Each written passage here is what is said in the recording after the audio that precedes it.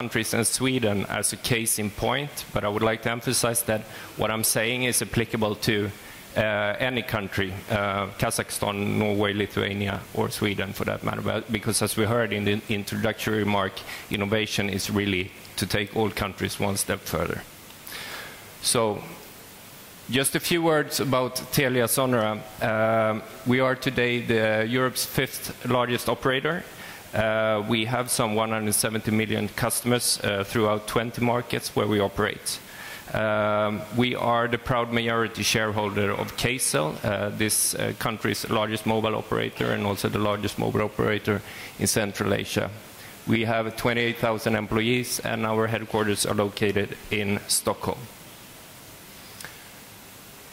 So, not long ago, in the beginning of April, the World Economic Forum and INSEAD, the famous business school, they made the yearly ranking of ICT maturity and ICT development in 142 countries. And they've done this ranking for now 11 years in a row. And what they do is that they measure a range of parameters and they compile it into an index and then rank the countries accordingly.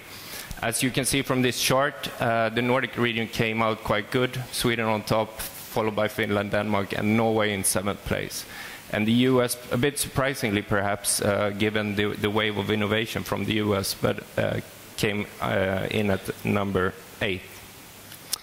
And what INSEAD and World Economic Forum said about Sweden here is that there are 2 factors basically driving Sweden's development. Networks and infrastructure on the one hand, but also the citizens' ICT maturity, and I will explain that a little bit later on. So, if we take Sweden as the case, how can you explain this position and this ICT development? There are a range of factors, obviously. I've chosen a few here. First one, and perhaps the most important one, we were one of the first countries in Europe to expose the telecoms market to competition. This essentially meant that prices for fixed, mobile and interconnection went down quite fast. More and more people could afford to use the services to a larger extent. We have a solid cooperation with Ericsson since many years, a very fruitful partnership, and I think this partnership has created a lot of innovation in the Nordic region. We also have a very good partnership with Nokia since many years. So this has brought us a lot of innovation within technology and network. Third factor, which has also been very important for the ICT literacy of the region, is that the government introduced a tax reduction on computers in the 90s, and that essentially meant that you could rent or lease a computer for a period of 3 years' time, and the fee for this was deducted from your base salary, which basically meant that it was tax-free, and this made a lot for the computer penetration in the company. A lot of people took up on that offer. And the fourth and the fifth factor are a bit more softish issues. We're quick to adopt to new technology, and we're also quite a big country, not by far as big as Kazakhstan, of course, but we live apart in this big company and we rely on technology to socialize, to stay in touch, and to work. So, if you know have this good position as the Nordic region where do you go from there? Well, our Minister for IT and Telecoms and Energy, she said that there are areas where we don't perform as good and where we need to improve. This includes IT usage in schools, within healthcare, and among companies. And I think that this challenge holds true for any country, basically, because we all have good networks, we all have solid infrastructure for ICT, but I think that we are not as good as capitalizing on it as we should. We don't use them in an optimal way. At least that's what we feel. So really, what we did was that, okay, we got this great infrastructure. How do we use it? How do we innovate on it? And we looked for a way to measure. So TeliaSonera, together with Cisco, the big American technology provider, we partnered up. And we singled out 5 factors that we think that if these 5 factors are used in an optimal way, they will create a solid foundation to create a competitive and productive company. And these 5 factors are mobile way of working, virtual meeting services, efficient customer services, documented file sharings, both externally and internally, and then finally a sound and good use of social media, both for marketing purposes but also for customer services. We compiled this, these 5 factors. We made a survey among 5,000 companies, both in Sweden and Finland. And then the results, we put it in an index ranging from 0 to 100. And as you can see from the picture, we did the index first time in 2011, second time in 2012. Came out at 38 in 2011 and then up by 1 point in 2012. And in all honesty, I mean, given what I said before, we are a little bit surprised by the result. We thought it would be higher. We thought that the companies, both the public and the private in Sweden, would use technology that is at hand more than they actually do. So what we said together with Cisco, what's the purpose and what's the target? We think that Sweden and Finland should be at a target index of 70 within a 5-year period. Because if we can reach 70 on this index, then we really have found an optimal way to use technology. Of course, bringing good things to companies and countries, being more competitive and more efficient. So if I should sum up, so far, it's, you know, technology is in place in many, many countries, as we've seen, but there is a gap in terms of usage. And as we all know, and as previous speakers Jari was into, development is going very fast, perhaps faster than ever right now. Telia Sonera would like to call it that we are in the 4th generation of the information society. We have computers in the 80s, the internet in the 90s, the internet got mobile in the first part of the 20th century, and now we're at the point where the information society is going smart, it's going social. Smartphones are here, 1 billion users on Facebook. And we also have instant access all the time through the mobile networks, instant access to all the world's information. And that access is constant.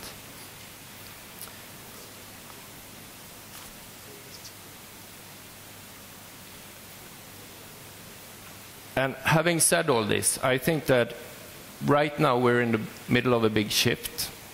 Jari again was mentioning the BYOT trend. This development that is ongoing actually blurs the borders between the office and the home, what you do in the living room and what you do in the workplace. And we think that this creates a completely new field for innovation. It also creates some challenges for the IT departments, but it also brings a lot of good to any company.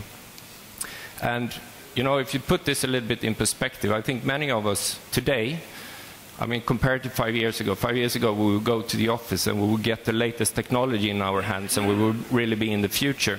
Today, I think we are using services and devices at home that are more advanced than the ones we are provided with at work. And this actually, you know, is changing the field on how we cooperate, how we innovate, and what we really can do with technology. So, BYOB, that's, you were talking about BYOT, bring your own technology. There is also the concept, bring your own device. I guess many of you have heard of it. We have our own version of this. We call it bring your own behavior, because it's more about technology, it's more about than only devices. It's your whole behavior that you now take to work. You learn things at home, you use services home, you take that behavior to the office, and you expect your employer to really accommodate you to that behavior. For innovation to happen within an organization, we think there are 3 parts that need to be fulfilled. Technology, we have addressed, but it's also about processes to really be able to capture innovation and get them out, to get them to use, put to use within the organization. And this comes basically down to, in an organization, you need a structured environment to really harness innovation. And obviously, you need the right culture and the right people with the right mindset. People need to dare to innovate. They need to think in new ways using all this nice technology and networks. That's sort of key. But it also puts constraints on management. They need to really ensure that their employers are empowered to innovate and to do entrepreneurship within the organization. I visited Google headquarters in California about a year ago, and I was taking a tour there, and I learned that within Google, most employees get to spend 20% of their working time, so 1 day a week, on special projects, so extracurricular projects, if you like. And these projects do not have to be at all linked to your ordinary job. It can be something that is driven by your interest or by your passion or whatever. So you spend 20% of your working time on those special projects. And I learned that Gmail is actually the fruit of such a special project. And they also have within the Googleplex, in the Google campus, every Friday, I think, or every second Friday, they have an after-work session with nice drinks. People get assembled in the cafeteria. And different colleagues are allowed to the stage to present their special products to other colleagues. And this is a way for them to get input and feedback from different parts of the organization that in their current job they normally don't meet or discuss with. And I think that's a brilliant way of really addressing good culture to nurture innovation. And obviously, having said all this, as we all know, there is a new generation about to enter the marketplace, and they are brought up in the information society. They have very high expectations of being able to use Facebook, social media, the mobile devices when coming to work.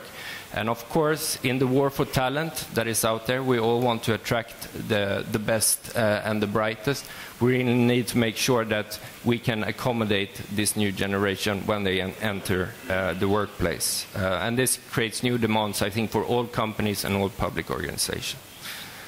So, to summarize, I think for Kazakhstan or for Finland or for Sweden or any country, we have the technology. We have good technology. But we need to make sure that we put it into use, that we start to innovate, and that we, let people innovate, because that's how I think we create very competitive and efficient and productive companies and countries, for that matter. So, thank you very much.